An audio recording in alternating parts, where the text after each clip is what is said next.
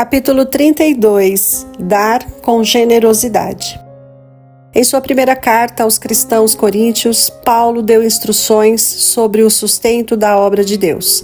Ele perguntou: quem serve como soldado à própria custa? Quem planta uma vinha e não come do seu fruto? Quem apacenta um rebanho e não bebe do seu leite? 1 Coríntios capítulo 9, verso 7. Pois está escrito na lei de Moisés: não amordace o boi enquanto ele estiver debulhando o cereal. Por acaso é com bois que Deus está preocupado? Não é certamente por nossa causa que ele o diz? Sim, isso foi escrito em nosso favor, porque o lavrador, quando ara, e o debulhador, quando debulha, devem fazê-lo na esperança de participar da colheita. O apóstolo ainda perguntou: vocês não sabem que aqueles que trabalham no templo alimentam-se das coisas do templo e o que servem diante do altar participam do que é oferecido no altar?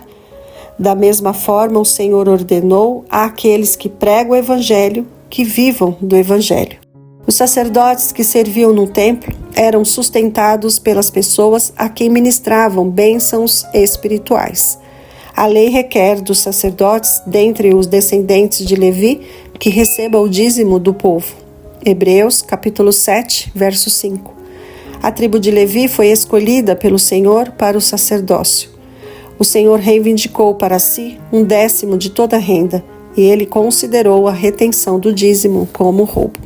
Paulo se referiu a esse plano para sustentar o ministério quando disse: da mesma forma, o Senhor ordenou àqueles que pregam o Evangelho que vivam do Evangelho. 1 Coríntios capítulo 9, verso 14. O trabalhador merece o seu salário. 1 Timóteo capítulo 5, verso 18. A devolução do dízimo era apenas uma parte do plano de Deus para o sustento do seu trabalho. O povo era ensinado a cultivar um espírito de generosidade. A lei de Moisés especificava muitos presentes e ofertas. Na colheita, o povo dedicava os primeiros frutos do campo ao Senhor. Os frutos que os ceifeiros deixaram pelo caminho e o que crescia nos cantos da plantação eram reservados aos pobres. Quando as ovelhas eram tosadas, os primeiros produtos de lã eram separados para o Senhor. Assim também como os primeiros grãos, quando o trigo era debulhado. Da mesma forma, os primogênitos de todos os animais eram separados e as famílias pagavam um preço de resgate pelo filho mais velho. Assim, o povo se lembrava de que Deus era o dono de seus campos e rebanhos de ovelhas e gados. Ele enviava o sol e a chuva que amadureciam a colheita. Eles eram apenas gerentes de seus bens. Podemos dar menos? A generosidade que Deus exigiu dos hebreus era principalmente em benefício da própria nação. Hoje, Cristo dá aos seus seguidores a responsabilidade de levar as boas novas da salvação ao mundo. Nossas obrigações são muito maiores do que as dos antigos povo de Israel. À medida que a obra de Deus se espalhar, pedidos de ajuda aparecerão com mais frequência. Os cristãos devem obedecer ao mandamento. Traga o dízimo todo ao depósito do templo, para que haja alimento em minha casa. Malaquias capítulo 3, verso 10. Se aqueles que se dizem cristãos trouxessem fielmente seus dízimos e ofertas a Deus, não haveria necessidade de recorrer a bazares, rifas, nem festas para angariar fundos. Muitos membros da igreja não hesitam em gastar extravagantemente para satisfazer seus desejos, para adornar-se ao embelezar a casa. Entretanto, quando alguém pede que doem à tesouraria do Senhor, eles contestam e dão uma quantia muito menor do que costumam gastar com coisas das quais não precisam. Eles não demonstram amor real pelo serviço de Cristo, nenhum interesse profundo na salvação dos outros. A vida cristã dessas pessoas não passa de uma existência atrofiada, doentia. Para aqueles cujo coração brilha com o amor de Cristo, será um prazer ajudar a promover o mais alto e mais santo trabalho confiado à humanidade e o de apresentar ao mundo as riquezas da verdade. O espírito de generosidade é o espírito do céu. Esse espírito encontra sua expressão mais sublime no sacrifício de Cristo na cruz. O Pai deu seu Filho único e Cristo se entregou para que pudéssemos ser salvos. A cruz do Calvário deve apelar à generosidade de todo seguidor do Salvador. O princípio ilustrado ali é de doação. O espírito do egoísmo é o espírito de Satanás. O princípio ilustrado na vida das pessoas sem Cristo é o ganho. Todavia, o fruto que colhem é miséria e morte. Bênçãos em ofertas de gratidão. Os filhos de Deus não devem apenas devolver ao Senhor a porção que lhe pertence, mas também trazer uma oferta de gratidão, os primeiros frutos das ricas bênçãos que receberam, suas melhores posses, seu melhor e mais santo serviço. Assim, eles receberão grandes bênçãos. Deus fará do coração deles um jardim regado. A colheita que trarão ao Mestre será a recompensa do uso generoso dos talentos que ele lhes emprestou. Os mensageiros escolhidos nunca deveriam ter que servir ao Senhor à própria custa, sem a ajuda do sustento sincero de seus irmãos cristãos. É responsabilidade dos membros da Igreja tratar com generosidade aqueles que deixam o emprego secular para se dedicar ao ministério. A causa de Deus é grandemente fortalecida quando seus pastores são incentivados. Deus está descontente com aqueles que permitem que os trabalhadores consagrados sofram as necessidades da vida. Essas pessoas egoístas terão que dar conta não apenas do mau uso do dinheiro, mas também da depressão trazida sobre os servos fiéis do Senhor. Aqueles que atendem ao chamado e desistem de tudo para se envolver no serviço de Deus devem receber salários suficientes para sustentar a si e sua família. No mundo secular, os trabalhadores podem ganhar bons salários. O trabalho deve levar pessoas a Cristo não é mais importante do que qualquer negócio comum. Aqueles que se dedicam fielmente a esse trabalho não têm o direito de receber um salário digno? Uma responsabilidade sagrada recai sobre os pastores. Eles devem conscientizar suas igrejas sobre as necessidades da causa de Deus e ensiná-las a dar com generosidade. Quando as igrejas não doam, não é apenas a obra do Senhor que sofre, mas Deus também retém a bênção que deveria recair sobre os cristãos. As doações dos pobres são valiosas. Até mesmo os muito pobres que devem trazer suas ofertas a Deus.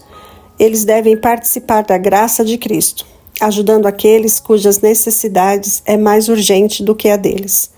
A doação do pobre, fruto da renúncia pessoal, chega diante de Deus como um incenso perfumado.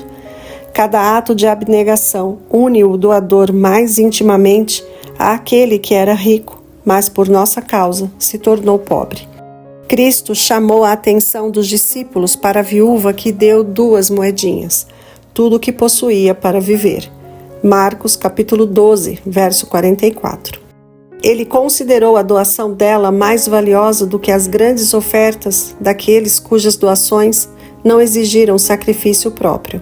A viúva tinha se privado das necessidades básicas da vida, confiando em Deus para atender às suas necessidades. Afirmo-lhes que esta viúva pobre colocou na caixa de ofertas mais do que todos os outros. Marcos capítulo 12, verso 43. Deus mede o valor da doação não pela quantidade, mas pela proporção que é dada e o motivo que leva o doador a dar. O apóstolo Paulo declarou, lembrando as palavras do próprio Senhor Jesus que disse: há maior felicidade em dar do que em receber. Atos capítulo 20, verso 35. Aquele que semeia pouco também colherá pouco, e aquele que semeia com fartura também colherá fartamente. Cada um dê conforme determinou em seu coração, não com pesar ou por obrigação, pois Deus ama quem dá com alegria. 2 Coríntios capítulo 9, versos 6 e 7. Quase todos os cristãos macedônios eram pobres no que diz respeito aos bens deste mundo, mas eles deram ofertas de boa vontade para sustentar o Evangelho. Paulo exaltou a generosidade dos convertidos na Macedônia, como um exemplo para outras igrejas. No meio da mais severa tribulação, a grande alegria e a extrema pobreza deles transbordaram em rica generosidade. 2 Coríntios capítulo 8, verso 2.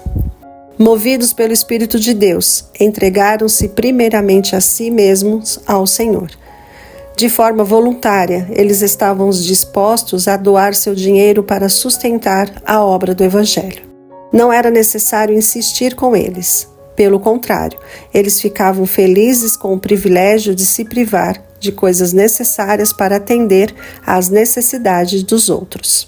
Quando Paulo enviou Tito a Corinto para que ele fortalecesse os cristãos, ali em uma carta pessoal ele apelou: assim como vocês se destacam em tudo, na fé, na palavra, no conhecimento, na dedicação completa e no amor que vocês têm por nós, destaquem-se também neste privilégio de contribuir.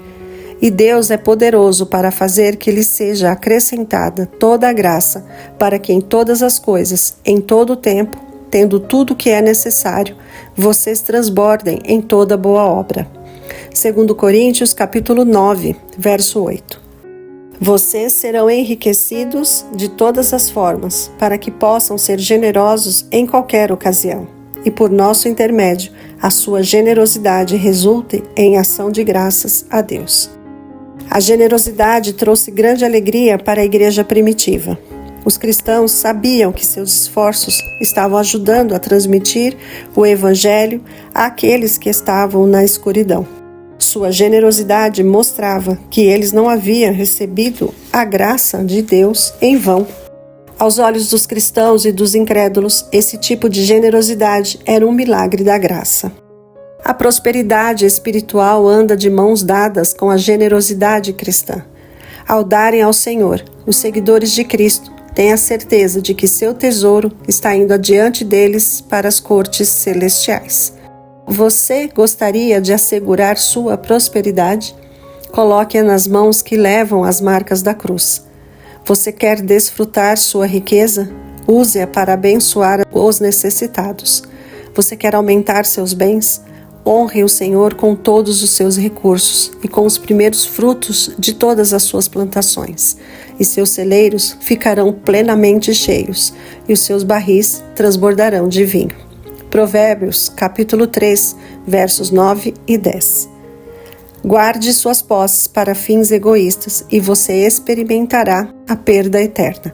No entanto, o tesouro que damos a Deus será firmemente marcado com seu nome. Há quem dê generosamente e vê aumentar suas riquezas.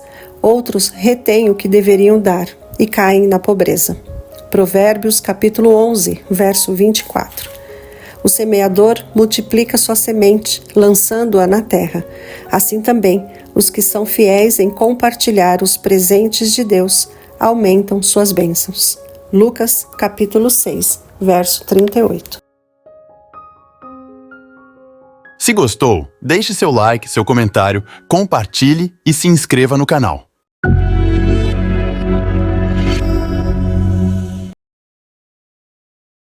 Conhece alguém que precisa de terapia?